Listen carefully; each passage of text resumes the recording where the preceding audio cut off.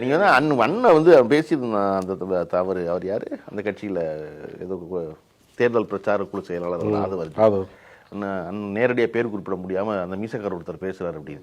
அவர் ஆள் யாரும் தெரியாமல் பேசிக்கிட்டு இருக்காங்க. நீங்கள் இப்போ உங்களுக்கு ஒன்று தெரியுற முதல்லேருந்து எனக்கு அவர் தெரியும் மாதிரியிலிருந்து முதல்ல நான் வந்து தனிப்பட்ட முறையில் நக்கீரனாகட்டும், நக்கீரனுடைய நிறுவனராக இருக்கிற ஆசிரியராக இருக்கிற கோபாலன் எனக்கு எதனால் பிடிக்கும்னா, தமிழ் சூழலில் பத்திரிகைகள் என்பதே வந்து பிராமணர்கள் நடத்துவது இந்த காலகட்டத்தில் இல்லை. ஒரு சூத்திரை நடத்த முடியும். கிட்டத்தட்ட 40 ஆண்டு காலத்துக்கு மேலாக நடக்கின்ற ஒரே ஒரு பத்திரிகை இந்தியாவில் நக்கீரன் மட்டும்தான். நான் அதனால தான் அது ரொம்ப பெரிய சாதனையாக நினைப்பேன். இத்தனை பேர் அப்போ ஒரு நிறுவனம் ஒரு செய்தி பிரிவு இவ்வளவு ஆண்டு காலம் நிலைக்குதுன்னா அதனுடைய அடிப்படை உண்மைத்தன்மை இல்லாமல் நிலைக்காது. வெறும் பிரச்சாரமாவோ பொய்யாவோ இருந்தால் எப்படி நிலைக்கும்? ஆமா, உண்மைதான் நிலைக்கும். அது புரியாம நீங்க பேசிட்டே இருக்காங்க. சரி, இப்ப பணம் இருக்குன்னு நினைச்சு நீங்க பேசிருக்கீங்க இல்லையா? பணம் எப்படி எல்லாத்துக்கும் தீர்வாகும்? உன்னை விட பெரும் பணக்காரன் இருந்துட்டாங்க. எவ்வளவு நம்ம வரலாற்று நம்ம காலத்துல நிறைய பேரை பார்த்துட்டோம். அண்ணன் ராஜ்குமாரே பார்த்துட்டாரு. கர்நாடகாவே தற்கொலை பண்ணிக்க தயாரா இருக்கும் ராஜ்குமாருக்கு. இவ்வளவு விமர்சனம் எல்லாம் பண்றீங்க. நான் கொடுத்த அறிக்கைக்கு மக்கள்கிட்ட வரவேற்பு தான் இருக்குங்கிறாரு. யார் மக்களுங்கிறது? யாரு பாத்தீங்க?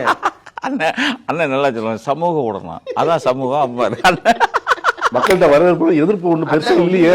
மக்களுங்க பாத்தீங்க இல்ல இப்ப லேசா தொட்டதுக்கே இவ்வளவா?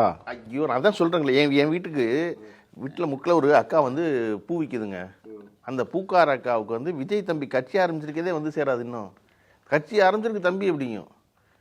அவர் படம் எடுத்துக்கிட்டு இருக்காரு போல இருக்கு. ஏதோ ஒரு பரவாயில்ல. ஓ சரி அப்படின்னு. சரியா? இனிமேல் அந்த அக்கா உங்களுக்கு ஓட்டு போடுற ஆளாக மாறணும். அதெல்லாம் காலம் நீங்கள் சொல்லி சார், நீங்கள் சொல்கிறது எல்லாமே எனக்கு வந்து நம்ம இவர் ரவீந்திரன் பேர் தெரியல. எனக்கு வந்து என்னடா இவ்வளோ பேசுவது, எனக்கு அவர் சொல்கிற ஒரு வரி மட்டும் ரொம்ப பிடிக்கும். இது அன்டெஸ்டட் பாரு.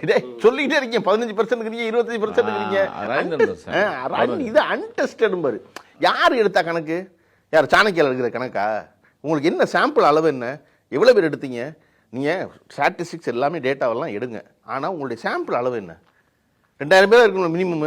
2000 பேர் எடுத்தாலே தோற்று போகும். ஏன் இந்த கூட்டமே அதான் சொல்கிறேன். நான் அது சொன்னேன்.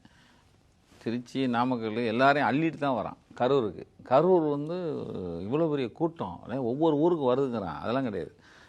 இந்த கூட்டத்தை பூரா அப்படியே அள்ளிட்டு வரான். 4 மாவட்டத்து கூட்டம். இதே மாதிரி நீங்கள் 4 மடங்கு வச்சுங்க. இதுதான் அவங்களுக்கான கூட்டம். அதான் வீட்டில் இருக்கணும் வந்துட்டானே. அதில் பாதி பேர் மூஞ்ச பார்த்துட்டு போகலான்னு வந்தேன். ஓட்டு போடுறதுக்காக வந்தவன் இல்லை.